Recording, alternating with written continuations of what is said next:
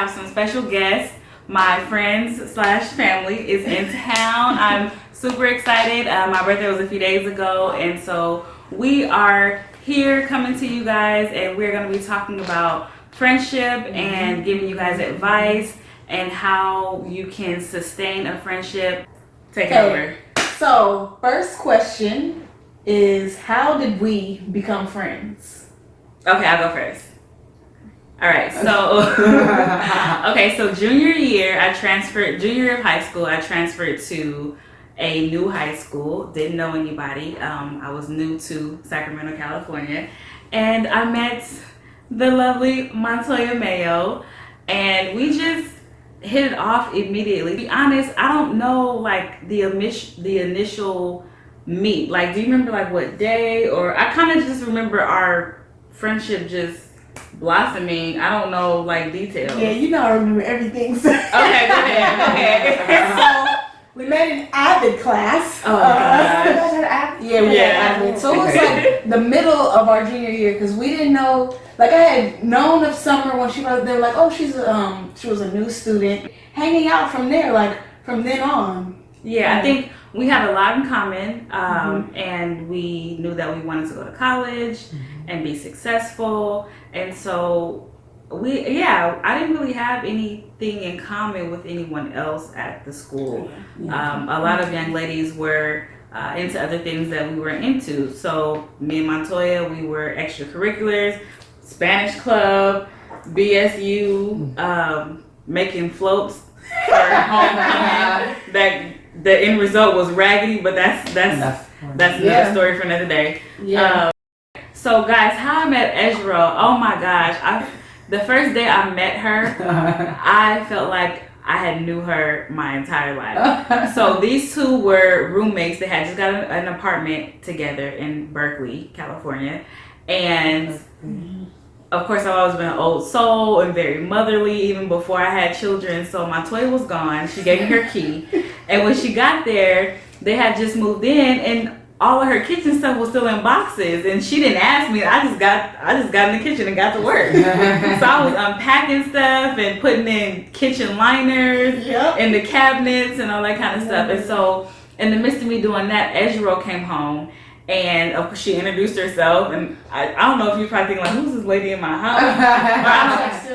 She probably knew I was there. But we sat after I was done with the kitchen, EJIROGHENE and I sat on the floor. I remember I was sitting along the hallway wall against this old raggedy heater.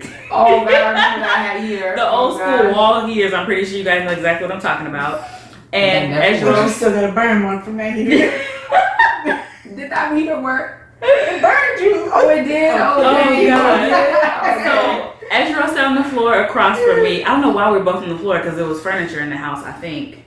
I don't know if our furniture was there yet. No, because my sister had brought us a couple. Okay. But we ain't had nothing. We was in the senior year college. Yeah. We still had no money. So anyway, I don't remember what EJIROGHENE and I talked about, but we sat on the floor for 2 hours. And just talked about life, about careers, relationships. We were both into like community health, public health, living healthy, active lifestyle. So we talked about that. But yeah, we sat on the floor and talked for 2 hours. And a lot of times when you meet someone through a close friend, it's like the only time you guys get together is when that person you have in common is present. But over the years, EJIROGHENE and I, we kick it, even if MONTOYA is busy or whatever the case may be. And I feel like I'm just as close to her and have a sisterhood with her the same way I have with this one over here.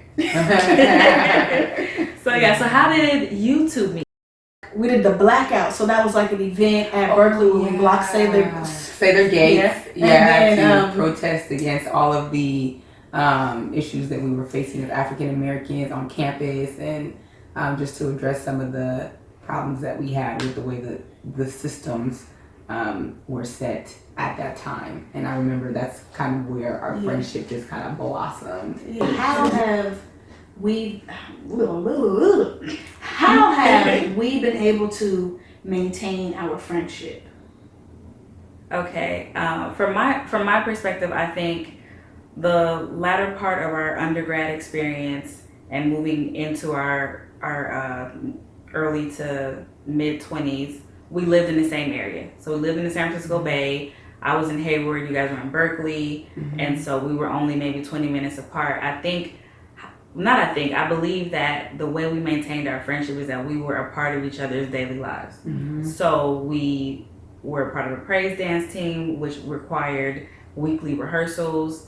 We worked together at one point in time, and we saw each other 5 days a week. Man, and then I'm drawing a blank. What was the other thing? We worked together. We danced together. Daily prayers. And then we had daily prayers in the morning. So I think just the day in and day out of being around each other and being in the trenches of our successes and our downfalls and all of that, that's how we maintained our friendship. And I think it's when you're around someone all the time or a good amount of time, I think it's easier to maintain the friendships. Absolutely. So from your perspective, Montoya, what would you say? What do you think about what do you think sustained the trio during that time? Yeah, so definitely working and then dancing together, then doing performances, and then also we would still, like you living in Hayward, like we would still communicate via phone, and then Ezra would come in the room. Oh, you on the phone with Summer? And then it would then she joined in on the conversation. I'm like, put me on speaker. Put me on speaker. Wait, is so home? I just called that helper. Where's she at? Where's she answering her phone? Right. So I think that communication, and then also we used to be cooking too. Yeah. So right. Taco Tuesday. We started like po' boy night. Tacos, or we make some soul food sometime. I got pictures of Summer. Maybe she can insert it here where bring some cheese on my couch. But just doing those things. Goodness. And I think just bonding over different kinds of experiences. Yeah. I would also say, our faith and our belief in Christ kept us together, because I can't speak for all of us, but for myself, I know that these two women have held it down for me. There were times where I was going through a lot, and I shared things with them that I didn't even share with my own blood relatives, and they prayed for me when I didn't want to pray for myself. They prayed for me when I was frustrated or whatever the case was. They believed in me when I didn't believe in myself, and so I think that's what kept me going. When I didn't have the strength, they had it. The whole thing about my sister's keeper, for sure. I think that for me, that's what helps me, because man, sometimes I'm like, Lord, I don't know what's going on. I don't even know how to put my feelings into words to even create a prayer. I don't know what to say. And so speaking of prayer. So, Ezra, we used to have 6 a.m. prayer. Okay, and so like I said, we were in the same area, but I wasn't in the same household as them. And then our friend Aria was in LA at the time. Aria was in LA. Yeah. Hey, Aria. So I was in Hayward. They were in Berkeley. We were about 20 minutes from each other. Aria was in LA, which is like an 8-hour drive, and so we got together on the phone at 6 a.m. for prayer. And the way it pretty much went is we would quickly recap our week, because we would get together at the end of the week, and then we would all voice what we needed prayer for, and we would swap. So I'm like, okay, this morning I'm gonna pray for Ezra, Montoya's gonna pray for me, so on and so forth. And so the last person would close us out. But I kid you not, sometimes we were tired from work and school and whatever else was going on. And so sometimes by the time person number 3 or 4 got ready to pray, person 1 or 2 or both were asleep on the phone. That last leg was rough. Couple times. Hello? Hello? Right. Okay, they must be gone. Right. But I do remember that one time when Ezra But let me tell you, she is a praying warrior though. So even though you might give her a nudge, she will still wake up in the spirit. Yes. Ezra that fell asleep. We was like kneeling at my bed like this, just on the bed. Then Ezra had fell asleep. It was her turn, so I just gave her a little nudge. Oh no. Oh, Father of God. I'm playing the Omega. Oh, yes, Lord. The author and finisher of my life, Lord. Oh, yes, Lord Jesus. I was like, well, girl, go ahead and wake up. Yes. Up out of that sleep. She just came out in her prayer. Still remembered everything the person needed prayer for. Yes, so, just because I fell asleep didn't mean I wasn't in the spirit, y'all. Being understanding of one another's journey. And what I mean by that is this is real life. So in college, we had less responsibility. Maybe the only thing we had to do was get up and go to class, and that was it. So of course we have more time to hang out, so on and so forth. Now, there's husbands involved, there's children involved, there's careers involved, multiple jobs, or whatever the case may be, family obligations. And so if I don't talk to Montoya for a week or two, I know that when I call her, when she calls me, we're going to pick up right where we left off. It's not going to be like, well, you ain't called me, and so on and so forth. Because life is happening, and I don't think we expect to be like so needy and just on each other's back like that. I'm like, that's what relationships are for. I can't do, the neediness. And I think we are similar in mindset, and I think that's what's important. Let me just say as a disclaimer, there's nothing wrong with, someone who wants a lot of love and attention and affection on a 24/7 or a regular basis, but that wouldn't be a good match for the dynamic that we have.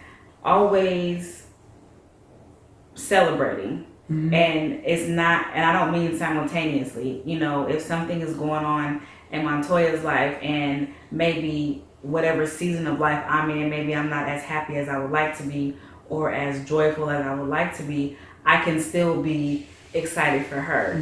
For example, earlier this week, she hit 1,000 subscribers on her YouTube channel. And I feel like I was more excited than she was. And for me, it's I was excited for her, and it motivated me. I think that's a good one, Summer. I think about celebrating each other. That is a really big one.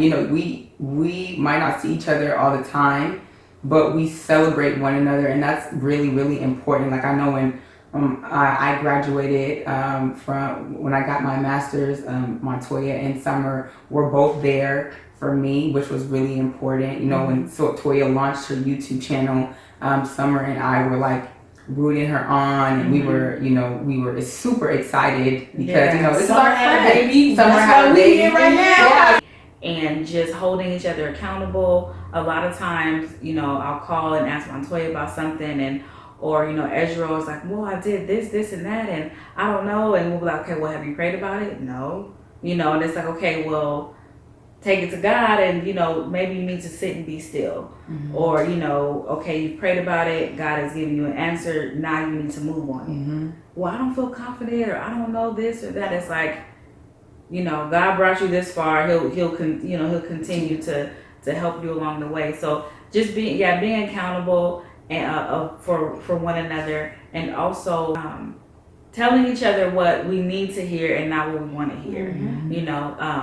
I'll call because I called Montoya, and I think Ezra does too. She's our voice of reason. At least I call her that, because sometimes I don't cuss people out or pop off or anything, but sometimes I get a little turned up and mad and whatever, and I be like, she's trifling and this and that, and I'm like, okay, I'll call Montoya. She's like, well, Montoya's always Miss Peacemaker over here. Miss Peacemaker, and giving them the benefit of the doubt. So I'll tell her my side of the story. She's like, well, maybe this person is going through this, or you know maybe that's that spirit on them. Okay, that's not them. Okay, you can't be mad at them. I'm like, no, I'm mad as hell at her, and she this and that, and it's just like no, and so like really. Do I have to think about it? Right. But Toya has a way of making you. She has a way of bringing some conviction onto somebody. Yes, really definitely. Just let me think about it. I get my Ayala mode, beloved.